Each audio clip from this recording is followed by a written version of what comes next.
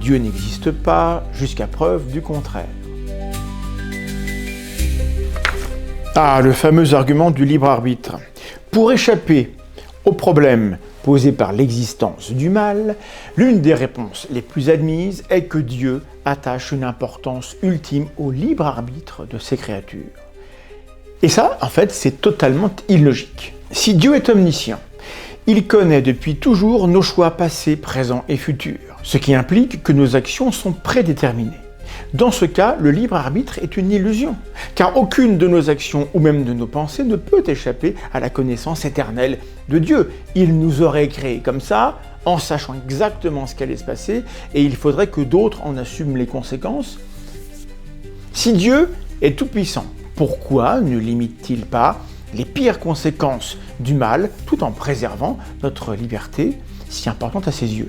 Il n'est pas bien difficile d'imaginer quelques améliorations dans cet univers pour en réduire l'injustice et les souffrances inutiles. La toute-puissance de Dieu rend son inaction face à la souffrance inexplicable, intolérable, insupportable, etc. Si Dieu est bienveillant malgré tout, et que le libre arbitre est au cœur de son projet, faisant passer tout le reste au second plan au point de causer des souffrances abjectes en masse, alors il ne peut pas être omniscient car cela annulerait notre liberté. Cette contradiction suggère que Dieu tel qu'il est décrit dans les grandes traditions ne peut pas exister. Enfin, le respect absolu du libre arbitre est incompatible avec les interventions divines, avec les miracles.